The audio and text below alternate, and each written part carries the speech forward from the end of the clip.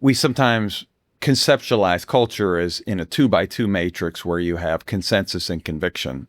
And so that makes 4 quadrants, whereas Cindi mentioned you have consensus and conviction. That's a strong culture. You don't have either. That's a weak culture. You have little places in your company, departments, where they believe we do have a culture here and this is it. And then another one believes we have a culture here and this is it. Then that means you have conviction, but not consensus. And that can be a warring culture. We call it a warring. Yeah. Different parts of your organization are at odds with each other, and what they believe is the most important value for the organization. And then the last quadrant is that you have consensus, but not conviction. And that's an example of where you go to great lengths to put a value everywhere, like teamwork, teamwork, teamwork, teamwork. And then... But there's nothing that ever reinforces it. In fact, you might even have policies that basically reward individual. That's right. Right. So we have teamwork, but you're all getting paid individual bonuses. Right. And so people can identify in a survey, the value is teamwork. That's what they say. So there's consensus because it's plastered everywhere, but there's no conviction because nobody feels like that's actually or value. They're literally being motivated the opposite way. Yeah. And so so what I was talking about with this emerging warring culture is like, usually that's not going to start with a strong culture. That's going to start with a weak culture and possibly even a vacuous culture where you don't have both things happening. You don't have the consensus or you don't have the conviction. So then you get these individuals, it's like, it's a void of leadership. Yep. So then you get these managers who come in and... Could be anything. Could be they read a book, they heard a podcast. Not that we're opposed to that.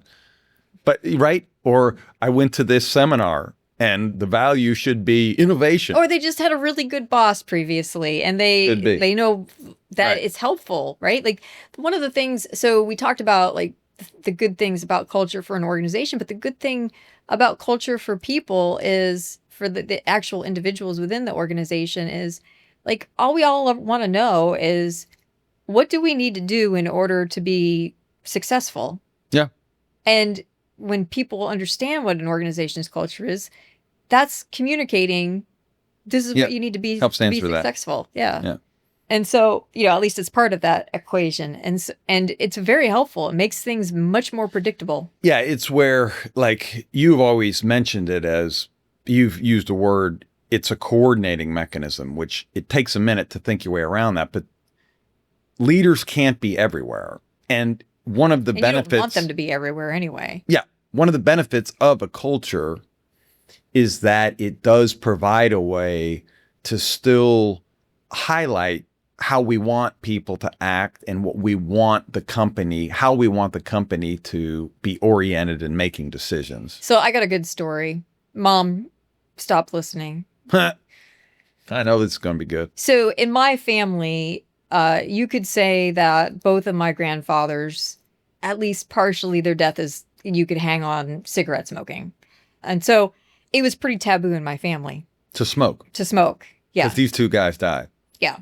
And so anyway, at some point, my most immediate older sister, at about 9 years old apparently, decided to take up cigarette smoking. Yeah. And it was my brother who found out. And nobody ever told my parents. To this day, neither of them ever knew that she smoked cigarettes. And my brother basically just got a hold of her and was like, we don't do that. And he is the oldest out of all of us. And they were pretty tight. And so she stopped smoking cigarettes. Otherwise, she'd have a hell of a habit because she started at 9 years old. Yeah. And so that's what happens is like you're in an organization and people have a belief. This is how we do things here. That's a culture when widely shared. Yes. Yeah. And so when they see somebody who comes in and then doesn't do that, they'll correct you. Yeah. And so the point of this episode, and we'll continue the culture discussion in future episodes, but the point of this episode is most companies think they have a culture and they don't. They don't have a unified set and they have departments off believing different things about the company. Or they plastered the whole place over. I mean, the week, I would say, doesn't last very long on its own.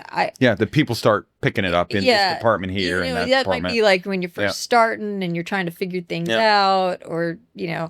But yes, it moves very quickly, I think, to either vacuous, where leadership is trying to instill values, but they're missing the boat in terms of actually reinforcing it. Or you've got the people who come in and they got their act together better than the leadership team. And so you get, on this particular front. And so you get like the different departments who are. And if you're a CEO listening, we're willing to bet that you actually don't have a unified culture, but you're not that far off. Yeah. If you're a manager, you possibly feel like you have a culture in your little group, but you may not be actually pushing in the same direction as your company.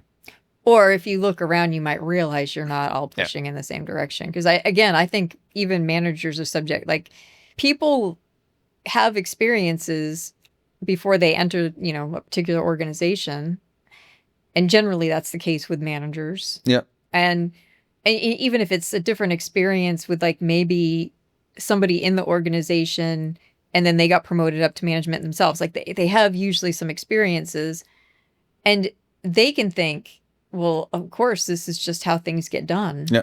What else do we want to say? I think the only other thing that we want to say is if you found this conversation helpful. Oh, yeah. You better do something about it. Yeah. Better start clicking some crap, nerds. Yep. So some of the crap you can click, yes, the subscribe, like. Click them, folks. Click them.